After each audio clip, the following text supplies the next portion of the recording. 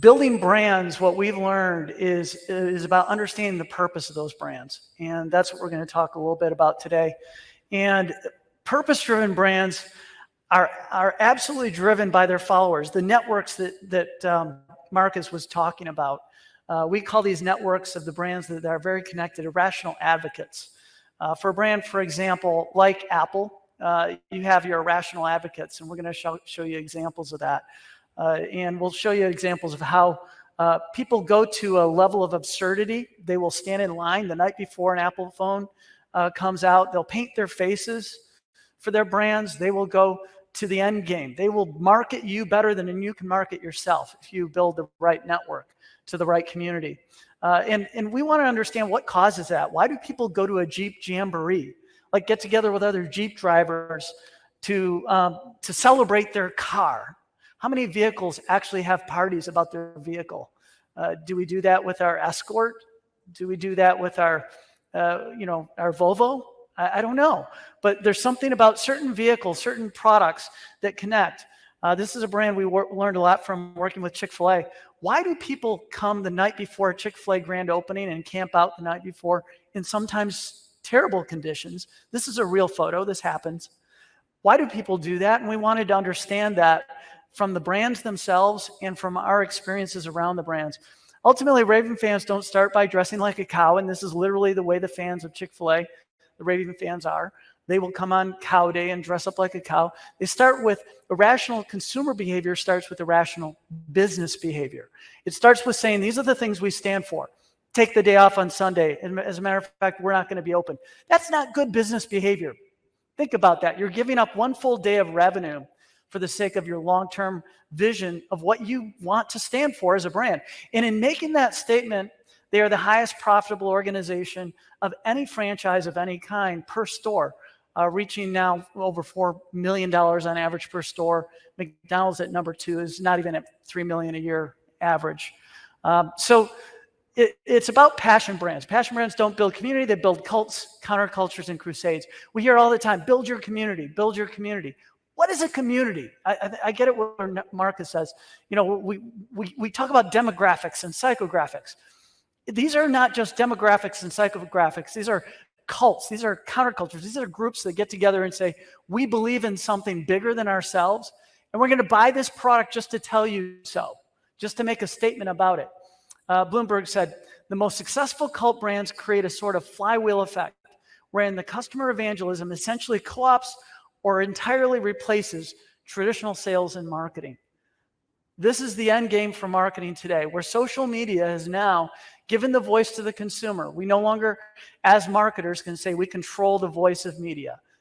When there were 3 channels, advertisers could do what we called road blocking. We would buy advertising on every channel. No matter how many times you turn the channel, it'd be that same McDonald's ad. And so we could push our product down that pipeline. Today, we can't roadblock anymore because the consumer is doing all the roadblocking. They're the voice of culture. They're the voice of our brands. So we have to engage with them. We have to earn the right for them to be our spokespeople. This is my book. It's Surfing the Black Wave. It's the idea of that your consumerism is a movement taking place in the marketplace where they're gaining so much momentum and so much power, and these platforms are empowering them to be that voice of culture. You're either going to get taken out by this next disruptive innovation, or you're going to ride it. You're going to be the one who says, I know how this works. I can ride with this consumer voice, this consumer movement, and the brands that ride them will be the surfers of the Black Wave. Black Wave surfers are they ride the wave. They don't create or control it, is the idea. You don't create, as a surfer, you don't go out there and say, okay, I'm going to make this wave happen. Now I'm going to ride it. A good surfer will go out there and kind of get a feeling and say, I know this is a good surfing wave. I'm going to ride it. And we need to look at these movements in culture. And that's the concept of irrational advocacy. That's how we catch the wave of these consumer movements. So we did a study to understand what brands stand out. We needed a benchmark. If we're going to go to our clients and consult with them and explain to them, here's your emotional connection to your brand, what does a 25 out of a 30 score mean? What does a 75% mean? Is that good? Is that bad? We wanted to get benchmarks for who the leaders were in emotional engagement. These are the leaders. Now, this is a Midwestern study. We did this by region. So this is what you would see in Michigan. And what we understood is that the number one brand of any emotionally engaged brand, and it's been verified by multiple studies, is Apple, number one. And it is it's a tech brand, and so that's a good thing. Number 5 is also a tech brand with Samsung. So that's kind of an interesting phenomenon in that there are 2 of the top 5 brands are from the same industry or category.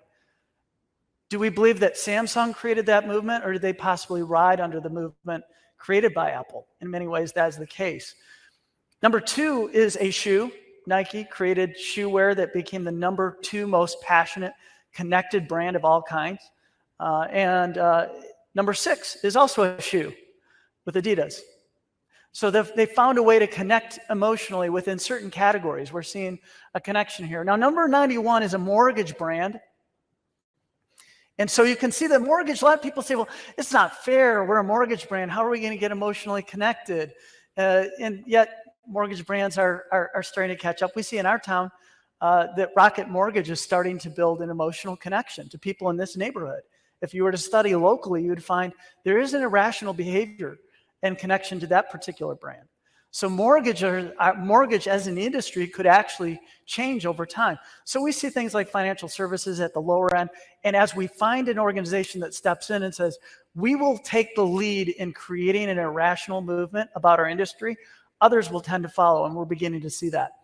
There are 3 steps to irrational advocacy. And we're going to go through them today and try to help you understand how you can connect your brand, your company, maybe some of the clients you serve to that. First one's a primal attraction. And this is all about consumer psychology and behavioralism and the way our mind works. We have things in our brains that act on instinct.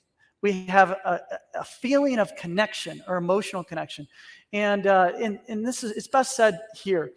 All mental events, emotional and otherwise, are generated as predictions, not reactions. Anticipating needs and attempting to meet those needs before they arise, this process is called allostasis. So it turns out half of what's going on inside this little noggin up here is predictive behavior. When we look at, for example, when I first met my wife, I felt something emotional that connected. And it was predicting things about what might go on in this relationship. It was saying, maybe she'll go out with me. It's looking at the future and saying, wow, what will she think about this or think about that? Your brain is constantly making connections. When you feel something strong, that is your brain verifying a prediction and saying, I'm putting together a lot of thoughts and believing this is the future. The same thing about our brands. When we connect with a brand and we see a commercial or we hear their pitch and something connects with us, we're going to feel an emotional reaction that says, I like that brand. I trust that brand. It's a predictive behavior saying, I will run with this brand for a period of time. I'll commit to this product and buy it, and I'll commit to it as a faithful brand follower. Now, there are 2 options when you're choosing a physician. You've just been told you have COVID, and one of these doctors is going to help you. Which one are you going to pick? Quickly name the doctor. It's probably going to be the one on the right. Now, what's interesting about our brain is we look at little things. We've told you nothing about either of these doctors. We've told you no information about their class history, their grade in school. We told you nothing about the case history and working with different COVID patients. But there's something about the way we look at people in their eyes that tell us, I should trust this individual. They're confident. They're capable of doing the job. There's something about the way the expression of the mouth tells me that this person is ready to put their heart into taking care of me, and they care about me and have empathy. Our brain is mixing these signals in with other information to make choices to say this is the physician we want. Turns out our brain is not as analytical as we like to think. We think we're rational beings. We are not. We are emotional beings who rationalize our decisions. We look at things and we have a feeling about a particular individual. We hire that individual as an employee. We contract that individual as an agency. We marry that individual many times. And it's emotionally decided. And we have these analytical decisions that go into the process. Typically, though, advertising doesn't do a good job of helping us understand which messages are going to do that for us and which ones aren't. We often have a impact, no impact type study that we do. We'll ask a consumer audience or a focus group, what do you think of this ad? Or what do you think of that ad? And they'll say, I like it, I don't like it.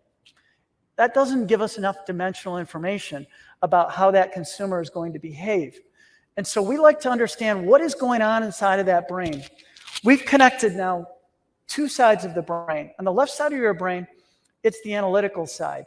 And it's telling the consumer, these are our features, these are our benefits. This particular doctor is board certified, has 20 years of experience, and accepts most insurance. We've told you a lot about that doctor. Are you ready to choose? Not quite yet, because the right side of our brain is the emotional side, which is 70% of the impact on making a choice for even your most important healthcare.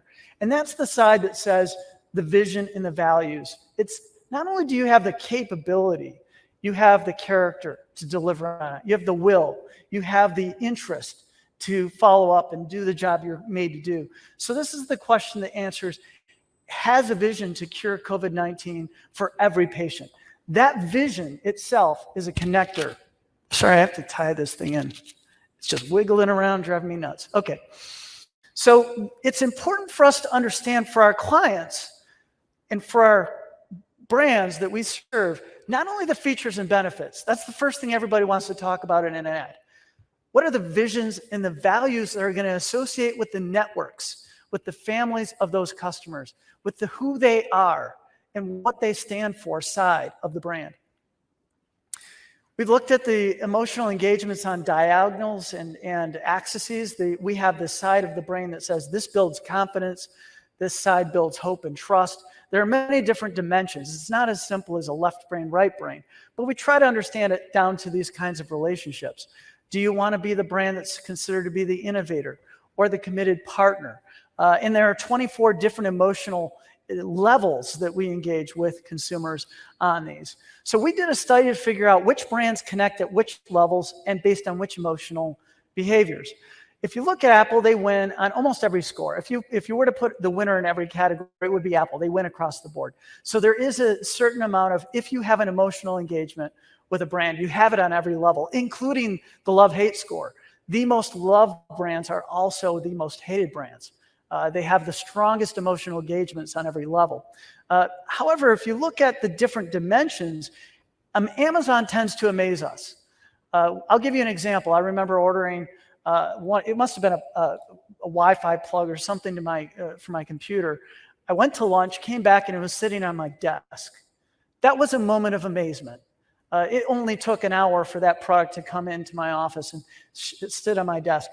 When consumers are amazed, they get that emotional connection with a brand that says, that moves me toward brand love, toward brand commitment, but it is one of the emotional drivers that gets you in the family. Nike, on the other hand, builds pride. They build a sense that I'm going to be a victor in whatever I do. I'm going to take on big challenges. I'm just going to do it. Disney is about nostalgia and building that relationship as your best friend. They want to be that connected lifetime partner to your family that is connected on an emotionally level that is much attuned to love. And then loyalty, there were others that scored higher, but I found it interesting. Meijer made the top 20 in our study in Michigan. Why Meijer? Why not Walmart? Why not Target? Why not some of these other brands in that category? Meijer, it was about this idea of being a committed partner. People feel loyal. Interesting thing about a Michigander. One of the things about our networks is Michiganders are Michiganders. And if you're from Michigan, you know what that means. We stayed. We didn't leave. We didn't go take a shiny object job somewhere else. We're committed to our families, our communities. That's a value. So I just talked about networks and how that connects to what we heard earlier from Marcus about networks. One of our networks is Michigan. And Meijer is made in Michigan, and we believe in Michigan brands. And by the way, they got that neat program, and people in the study said, I am an M-Perk fanatic. They give me my rewards points. They keep me rewarded and informed on how I'm getting benefits by staying committed. They're paying me back for the investment I made to stay faithful to this state and the people in it. We've seen the same study in most brands. You'd find it interesting that the automotives score very high in this state because the automotives are made in this state. So there's a lot of different applications. Let's talk about the number one brand, Apple. So we talked about cults, countercultures, and crusades. Apple is truly a cult. It was started by a cult leader in every sense of the word. Steve Jobs had come back from his Buddhist exploration in the East. He had decided that he was going to be a religious leader, did not wear shoes, did not shower because of certain religious belief systems he had. And he applied these principles to his company. This is a Buddhist statement that you can understand the religious group he came from. Greater happiness comes with simplicity than with complexity. Simplicity and purity is one of the religious concepts that that the whole organization was founded on. So it became a cult of design to take this complexity, this mess of what used to sit on our computer for the first couple decades of the computer systems that we use, moved into the Apple look, which became a practical approach to simple. And their values are these. We believe that we're on the face of the earth to make great products with simple design, ownership, and a significant contribution. Actually moving toward meaningfulness is actually what's happening. They're moving toward making an impact in the world. And simple became associated with pure beauty, and beauty became associated with what is good technology. Confucius, also another Eastern religious, said, "There is one word which may serve a rule of practice for all of one's life, reciprocity." Reciprocity is this idea that when you give, you invest, you will get back. There will be a return on that. In Western religions, it would be you plant a seed and that seed would grow and get a return for you. This is the idea of reciprocity. Let's not make ads about ourselves. Let's give to our customer value. Let's talk about the values they care about. Let's extol those values. And in doing that, they'll remember we did. We stood for the things they stood for in their networks, in their values-based communities, and they will thank us for it. This is Steve Jobs. He said, you know what? When we're going to approach our ads, let's just take from the best. At the time, he believed it was Nike, and Nike was number one at the time. And he made this statement. The best example of all, and one of the greatest jobs in marketing the universe has ever seen, is Nike. Remember, Nike sells a commodity. They sell shoes. And yet when you think of Nike, you think of something different than a shoe company. In their ads, they never talk about their products. They never tell you about their soles, their air soles, or how they make air soles better than Reeboks. What does Nike do in their advertising? They honor great athletes and they honor great athletics. That's who they are. That's what they are all about. Values. It's just a different way of thinking. Instead of talking about the shoe, and a lot of advertisers want to do this, a lot of creatives, you've probably done this yourself. Let's just not list a bunch of proof points. It drives us creatives nuts. We don't exactly know why. We know it's wrong. It sounds like bragging, and it bothers us. And it is bragging. No one ever made friends in a networking event by bragging about themselves. You make friends by sharing values, talking about what's important to each other, finding those commonalities. Brands can do the same thing. We can connect on those values. And this is how Apple responded during the crisis of COVID and built a relationship in the middle of a crisis where everybody wanted to figure out what to do. They could have stood up and said, hey, you can still go online and use our technology products because we're virtual. We've always been. Get through COVID with us together. They could have said that. And by the way, we've got faster computers than we've ever had before. Instead of doing that, this is what Nike did, or Apple did.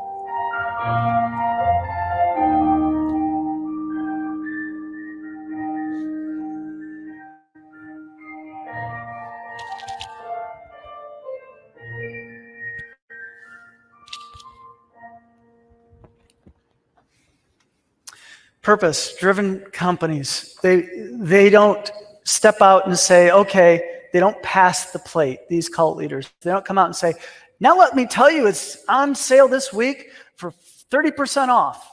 You can get it at Best Buy. You can order one online right now. The minute you do that, you destroy all the goodwill you just made in sharing your values and connecting on a human level. It's not about talking about yourself. It's about talking about your consumer.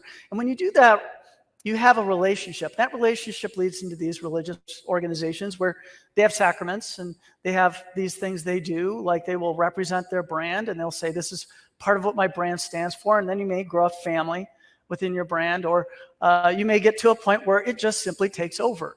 And branding is now who you are. The brand is who I am. I'm an Apple follower. I'm a convert of sorts. And that's what happens with the brand. Number 2. Membership contribution. Once you've made yourself a member and you're part of this organization, you need the opportunity to contribute. There needs to be a way for the people to go back and be a part of that. Co-identity begins with shared isms, adorning symbols, gestures of love, ceremony, congregations, and countercultures or rituals. The Harley-Davidson brand, some have given them the credibility of being one of the most passion-driven brands in history. They were given a lot of accolades for years and years. And it comes down to this. What other brand would you put a tattoo on your body to represent that brand? Number 2 to mom is the Harley-Davidson logo on a person who likes to have tattoos on themselves. But they have ceremony, they have these events, and they have their congregations. And this is about not just a vehicle, a product. This is about a culture and a counterculture. It's a movement you join. You don't simply join because you want the thing. You want to be a part of that organizational movement, the people that you're trying to connect with. But why do we need branding? Why does it matter? Why can't we just sell our motorcycle? Well, over time, that brand has lost its way. There's been a loss of intimacy and connection emotionally with Harley-Davidson rider. And what's happened is within the organization, they took for granted. They said, we don't have to do the branding. Our consumer does all the work for us. They've already defined who we are. And unfortunately, that consumer is getting older. As the consumer gets older, the brand goes with that. And if you haven't found a new connection on the new set of values for the new generation, you're going to lose that opportunity. And Harley-Davidson is facing that today. I was speaking with the CMO at Harley-Davidson about this very thing, trying to find their way to the electric motorcycle connection. How do you build that when you've been putting it down among many of your cult followers in the organization you're a part of? That's something you have to figure out. And brands have to find their way to the next generation and find new values to associate on. And then finally, number 3 is when you reach that point we call irrational advocacy. It's achieving unity with a well-articulated values and vision statement. The community comes to resonance for the cause. They finally are compelled to believe the interest of the group is fused with self-interest. Members transcend their needs and become morally obligated as co-creators of the movement. So once you feel a moral obligation toward a brand, now I mentioned earlier Chick-fil-A, a brand of ours we work with. We've had people say, you work with Chick-fil-A, we won't work with you, because there are values associated with that brand that they did not like. We've had people say, you work with Chick-fil-A, we need you, because that says a lot. Because of the values they saw with that organization. Now, some of those values you may feel one way or another way about, but organizations each have a values-based organization. And so you have to find out, what is the values community you're connected with? Does Close on Sunday mean something to your community? Can it offend someone within the communities you're working on? Can a brand inspire a crusade? Can that actually happen? And we've seen it happen with some brands because that organization particularly associated with a faith-based cause. It was something they chose to do. And now you have those followers who will camp out the night before, not because it's a better chicken sandwich, let's be honest. That's not what's causing that. There is an internal drive that's happening within the organization and within the people who follow it. But we want to understand what causes that, and using Maslow's hierarchy of needs is where I think we want to start. We all had this back in college if you were in consumer psychology. What causes people to connect and engage with brands? The first thing they say, according to the theory, is you need your physical needs met. Once you've had your physical needs met, then you have your belonging needs, your ego needs, and then ultimately self-actualization. And this is based on the idea that humans have levels of needs. I need to know I'm getting fed before I need to bother with having friends. Once I have friends, I want to be a leader in that community, and I want to give back to that community. It's kind of the end game. Actually, here it's no longer about self at all. It's about me giving away everything and making a difference, which all billionaires at the end of their lives talk about giving their money away. About 80% of the average billionaire's wealth goes back to giving back to the community. So this is a general concept. Now, it starts with self being more important than values is the concept. But the problem Maslow had in his later years, he said, wait a minute, why would anyone ever in the military fall on a grenade for his friends if self was the highest value inside of our brain? Why would anyone die for their country? Why would anyone commit suicide ever if this is the way our brain works? And so he actually started questioning his own belief system and said, I think I got it upside down. I think in reality, at the base of the pyramid is this idea of selfless purpose. Without hope, we don't even feed ourselves. We don't take care of ourselves. We don't get a job. We don't make the decisions to give ourselves the physical needs we have. And so we've learned now more and more through consumer psychology that hope, purpose, and meaningfulness is the core. It's the beginning, it's not the end. And if brands can put that purpose first, everything else will follow from that point. And what happens is we've turned out to learn that values are actually more important than self. We actually serve those values because we want to be accepted among those who share those values. We want to be a part of community. There would be no pain greater than to be rejected by our community. We'd rather die. It's the way our brain, our soul is made to work. So let's give an example of how selfless purpose works with a Jeep. Now, some of you may not know the beginning of this or know about the little Jeep sign. You ever been driving along and see Jeep guys do this with each other? Well, it's the Jeep sign. Back in World War II, the Jeep was introduced, and when the captain would drive by, rather than salute, they would do this little symbol because they didn't want to give away who was in charge so they might get shot or, targeted. So they would just do this little symbol.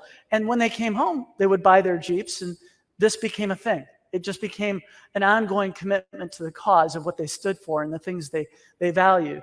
And so this kind of grew, and these communities grew around Jeeps. And now Jeep is not just a vehicle that gets you from point A to Z. It's a community. It's an environment. It's a place you feel safe. Whether you're a surfer or an off-roader, you're a rugged individual, you like to go camping, all of those things identify that these are our people. It's a Jeep thing. And so we talk about things like selflessness, transcendence, resonance, fusion. These are all technical terms. Nobody knows what they mean. They really just mean love, the basic human emotion. We feel love toward things just like we do love towards people. And this is my love. This is my Jeep. I have this Jeep since it started with a few pieces on it, started adding more and more pieces to it. And it turns out when you love something, you put things into it. You put 38-inch wheels, you put the visor on it, you start adding more and more to it. What Jeep allows you to do is co-create. There's something about co-creation. When we add value to a thing, when we can bring our own self to it, we identify with it. This Jeep is me. It's an extension of my brand, of what I say I am. And so it says who we are. Co-creation bakes in love. There's nothing about it, let's say, for example, a mud pie. There's nothing nutritiously value or meaningful out of a mud pie other than the people you make it with.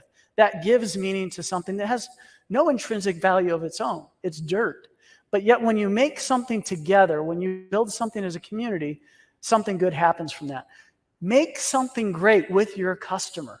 Make something great with your employees. Here's an idea. Don't come up with the idea by yourself and delegate it to your staff. Sit your staff at a table and say, what if we did something together and created an idea? What will we do?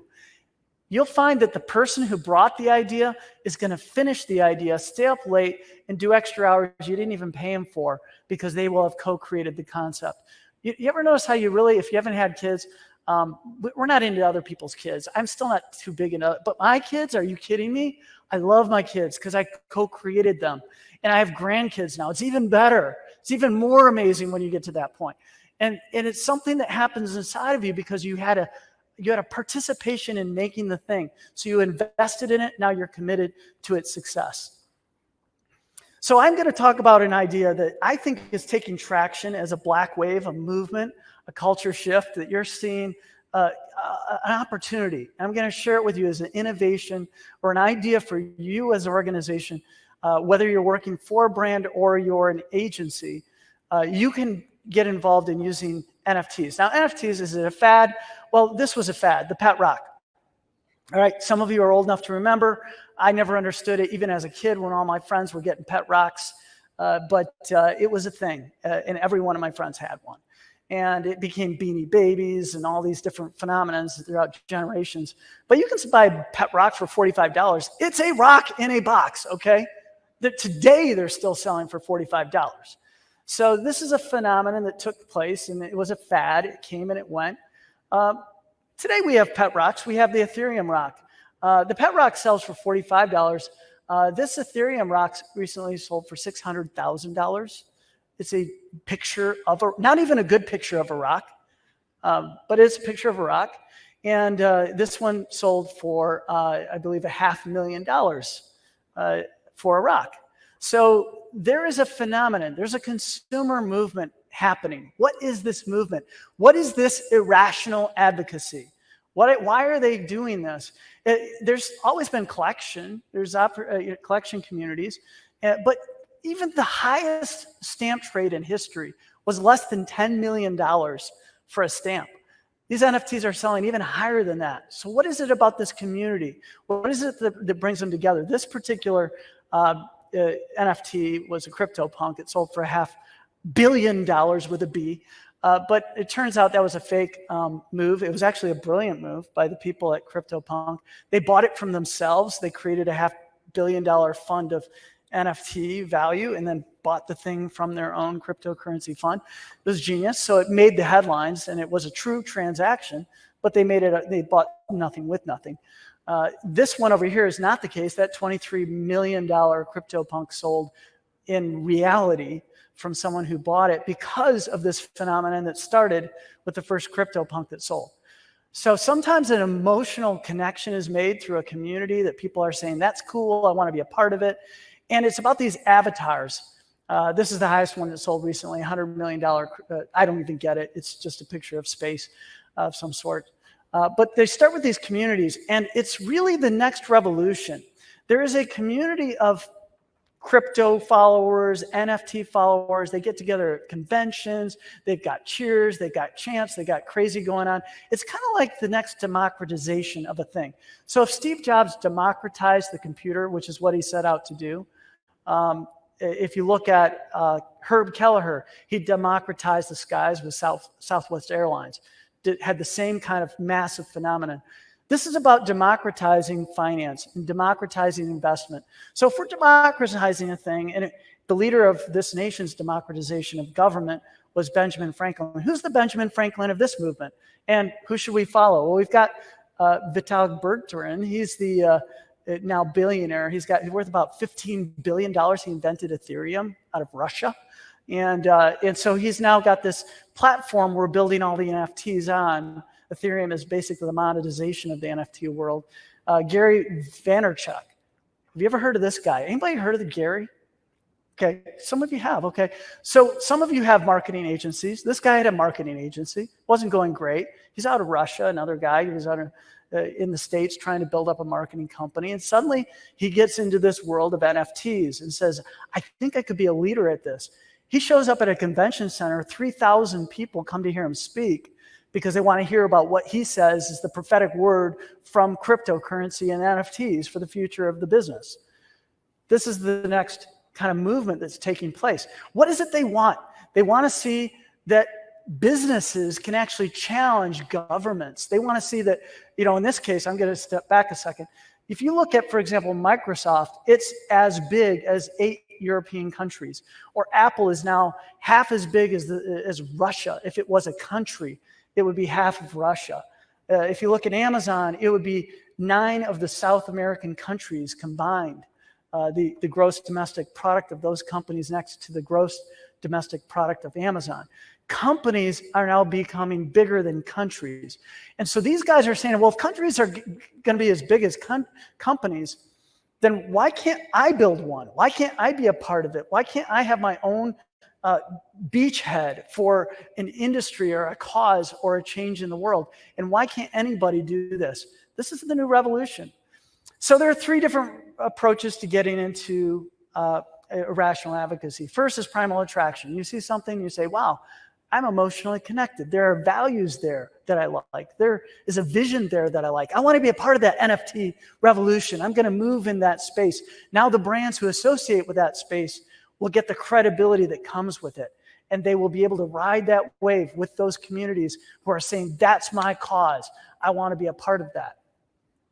Next, membership contribution. You've got to give people the ability to contribute. Now, if you're going to join a movement, maybe everybody in that community should have their own avatar, their own NFT, so they can go out and market their NFT. And we can take all these avatars and put them into maybe a video game or a movie together and work toward a common cause. Movements are now caused by people having value within the organization. Let me make a simple idea. Look at Amazon. Amazon allowed co-creation when they did their first user review. Now I'm not just going to Amazon to buy products. I'm actually placing value on the Amazon platform with my review. I'm placing my products on Amazon because I can sell my book there. And now I'm not just a consumer of Amazon, I'm a contributor. Membership contribution. Amazon became a platform when it had 2 sides. It had not only the consumer, but you had the contributor adding value to that experience. And we need to find a way to help our clients, help our brands add value by allowing the consumer an opportunity to add value to the experience themselves. Maybe they don't want to come and dress up like a cow. Maybe they don't want to do a daddy-daughter date night at a Chick-fil-A store. But maybe they want to add value through other platform technologies you can create. And ultimately, it leads to irrational advocacy. Well, they will promote your product because it's not your product. It's the Jeep they helped create that they're promoting. They're not promoting Chrysler. They're promoting their brand, their personal individualism, what they stand for in the community they represent. And that's our story about irrational advocacy. And I have a few minutes for question and answer if anybody would like to do that. I'm way ahead of time, but wanted to open it up if anybody had any thoughts or things they'd like to add. Yeah. I just wanted to mention one of the brands that I'm kind of passionate about right now is Chewy, and I'm sure that many people are. So if you're a pet owner, you probably know Chewy, and the fact that they do things like if your pet dies and you've been ordering food and you cancel it, then they'll send you flowers for your pet, or they'll send you like hand-drawn pictures of your pet, things like that. One time they sent me, I ordered like one dog treat, and they sent me one case of them, and they said keep them and give them to all your friends with pets. So like things like that really create that loyalty for me. So I just want to bring it up. Yeah, Chewy, great story. They understand the pet owner. They're not just trying to push their product. They're trying to connect with you and connect with what matters to you. And if they love pets like you love pets, that's the value connection. And there are so many different communities and networks you can connect with. Pets is an easy one for that industry. Anybody have any other examples of irrational advocacy? Yeah, go ahead. You have a question. How do you think we articulate the value differently when you're talking about business to consumer versus business to business? Great question. I get that question every time we speak on it. Business to business also has an emotional connection. All of us are in some form of a business to business community. We are an advertising agency, and so when we go out and present to clients on a business to business level, I remember presenting the last time I was with a client, and I recognized one of my clients was a grandfather. And we talked for a few minutes about grandkids, and we made that connection. And that emotional connection over what it's like to be a grandfather and go through those experiences create a values connection that goes far beyond what you can do to say, hey, look what I can do for you. Look at what I can do. They're less interested in what I can do as to what I believe in. And those emotional connections are so important in those business to business relationships. I remember dealing with people from the South in business, and being a Northerner, I just, you go straight to work. It's all about efficiency and moving fast. And in the South, this business person said, no, we're going to go fishing first. We're going to talk. You're going to go to dinner. We're going to talk. I'm like, what about the business deal? Like, well, the business deal can wait. We're going to talk. And that emotional connection is actually a methodology. You see this in some of the Asian countries where they want to know, they want to understand your background, they want to exchange gifts, they want to have a discussion about your vision. In those countries, they have 1,000-year vision and mission plans for their businesses, in Japan in particular. And those things are important. They're values-based organizations, and they want to know they're aligning to values, not capabilities. Any other questions or examples maybe you've seen in business for those kinds of connections?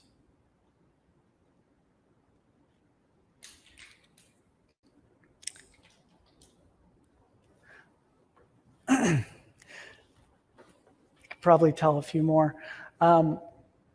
If you go to Rocket Mortgage, anybody ever done business with the Quicken Loans people just down the street? They have an event they call every year, the isms, and they've got a book that thick, and it's all the isms of their brand. And you go into walk down their halls, they're postered, they're talked about, and every one of those isms is important to the organization. There is an emotional connection and a cult following that happens in that organization because of the isms being so important to them. So it's not just to your consumer, it's to your own employees. If you're running an organization, whether you're in charge as the CEO or the founder, or if you're in a marketing department leading or a creative director, your values are going to drive your department. Your values are going to cause people to say, I'll work the extra for you, or I'll hold back. And if they feel like you're all about self, because you are, then they're going to hold back and just give you the bare minimum, because then they're going to look out for themselves. But if they feel like you're a part of a cause and you're making a difference for society and they get to be a part of it, they'll contribute way beyond what they normally would, because they're saying, hey, this sounds like a good thing to be a part of. I think I'm going to help. And they will go to the next level. Now, here's the catch with that. You can't pretend a cause. You will get caught the minute you start saying, we've got this cause, we're going to make this difference, we're going to give back to the community. It's got to be authentic, or it can actually backfire on you and people can accuse you of using a cause. Let me give you an example, the pinking of everything.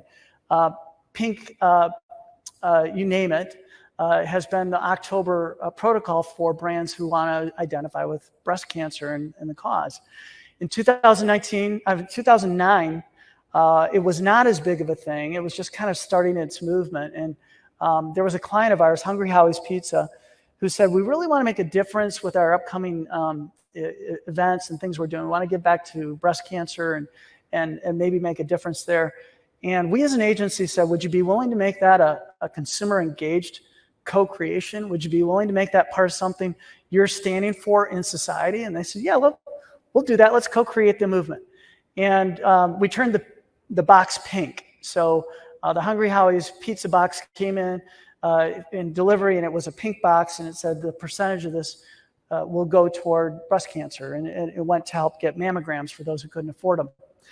And so when we launched the campaign, we had a choice. We did a study with the consumer audience. We said, we're going to offer either this pink pizza box where a percentage undisclosed will go toward breast cancer, or we're going to offer this free Greek salad to go with your pizza, or this $5 discount. Which would you like to have? We actually asked the consumer what was more important to them and which would probably drive the consumer to buy. Anybody got a theory on what the consumer said when we tested that? People probably aren't all that health conscious if they're all about pizza, so probably won't. They'd take the $5 discount? No, they go with the box because they don't want to sell. Okay, well, it turns out, yeah, they actually said, I would rather buy the pizza from the company with the pink pizza box, not knowing how much goes to the cause, than to take my $5 discount in the Greek salad. The cost of that pink pizza box incrementally was 14 cents.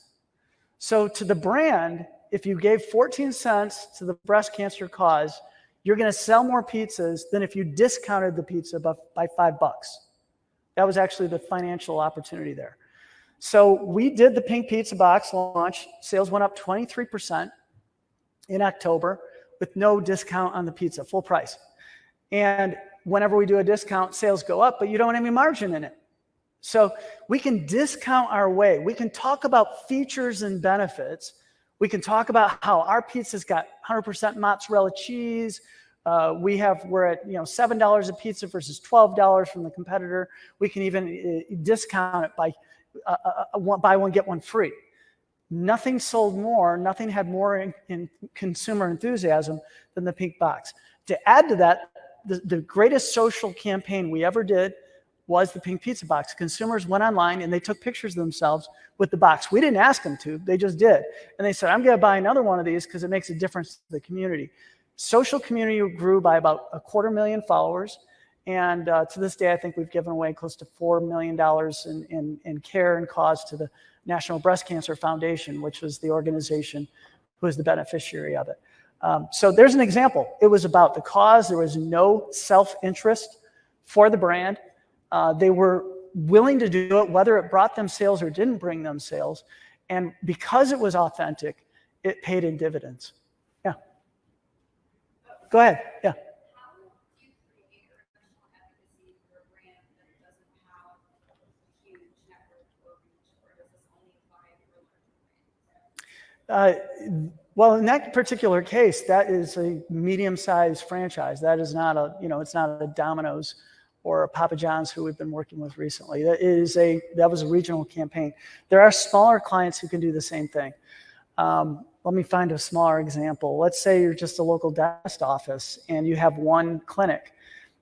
There was a dentist community we worked with where they said, I want to give back to water wells in Africa. And what I want to do is kind of tell my customers about it and be a part of that. So they would say, they put a water well in the actual lobby of the dentist office and said, for every year, we're going to open a water well in a third world country because of the business you bring us here. And so they made that difference. And sure enough, the consumers of those dentist shops said that was a really cool thing. I like how they give back. It brings value and warms my heart. It's just a local dentist office, but it made a big difference for them. Any other examples? Yeah. Quick question. I don't know if you've ever worked with more commodity-based type of organizations where it tends to be sort of the race to the bottom. It is. Right? Yeah, right. In terms of articulating value in that respect, I mean, a lot of times I think organizations sort of feel like, hey, it is what it is, right? Right. So creating that differentiating that can be interesting way to perspective. You're exactly right. Commoditization is actually where this plays best. As well as NFTs, by the way, because you can give a non-value value through NFT. But the commoditization of pizza had gotten down to $5 for a large pizza in the industry when we were deciding what to do. Our pizza at Howie's was $7. So it was a more expensive pizza. We had to do something to say, hey, we're different, we're better. And this is, besides the flavored crust and 100% mozzarella cheese, this was the thing that we used to differentiate and cause the extra $2 sale. There are other areas. Let me give you an example. My son started this company called Bruh. It's a skateboard and t-shirt company. And they are making their t-shirts for about the same cost it takes to sell one. So they're like, Dad, we got all this revenue going, but it just comes in and goes out because the industry has priced a t-shirt or a skateboard or a snowboard where it's at and is basically at the cost. If you don't have mass scale, you can't even find margin. And so we started looking and exploring at this NFT thing. And it turns out that if you offer an NFT, you buy the NFT and then you get the skateboard with it, and it's an original one-of-a-kind skateboard, original one-of-a-kind print, and it matches the avatar you get with it. Now you can sell that skateboard for $500, or it's sold for $20 or $30. Before you added that value. So an NFT is a really interesting way for a commoditized industry to find some new added value, some kind of even couponing value. There was an event like this. My sons went to an NFT event to learn, and Gary Vaynerchuk was there. So they got to see the guy in person. And they bought these tickets. At the event, they said, hey, by the way, your tickets, your digital ticket is an NFT. And so my son went online and he said, great, I'm going to sell it before the event is over so someone could use the ticket. He bought the ticket $300, sold it for $150 at the last 5 minutes of the event. So he thought he had accomplished something great. A few minutes after that, Snoop Dogg gets on the stage and he says, hey, we're going to blow up these tickets. Don't sell those tickets yet. They're going to go up in value. And sure enough, within the hour, those tickets that were after the event was over, the ticket had no value. They were then available for sale, and people were buying them at $1,500 and $2,500 a pop for a ticket to an event that was over. So commoditization is real. All of our industries are facing it. Our business is facing it. If we can start finding new ways to create value through causes, movements, writing irrational advocacy, which that's exactly what it's irrational that you would buy a ticket to an event that's over. But that's what it is. It's about creating a movement for something that is meaningful to a certain community somewhere.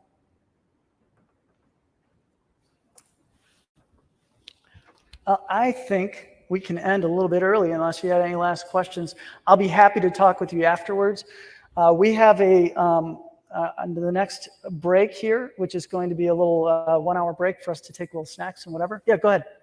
How would you deal with a client that wants to do cause-based marketing, but it's really fake advocacy? For that client, it's not meaningful to them. I would say find something that's meaningful to you. Don't just do another pink pizza box because it worked for some other company. It's not going to work for them. Find what matters. Everybody has something in their life that matters to them. Find what they love. It might be sports. It might be technology. It might be that they want to get involved in their community with family events. Or maybe they're not family oriented at all. Find what they love and find the community they can connect with and make an impact there. It doesn't have to be a charity. It doesn't have to be giving back. It could be as simple as Apple's cause was to democratize technology so everybody could have access. That was their vision. That was their passion. And people got behind that and said, I like them because their cause is worthy, even before they even invented anything important. So it doesn't have to be a charity. It doesn't have to be giving a check back to some cause in the community necessarily. So. All right, we're ready for our break, and I'll be happy to talk to anybody afterwards. We're going to come back with another session, and look forward to talking to you between then.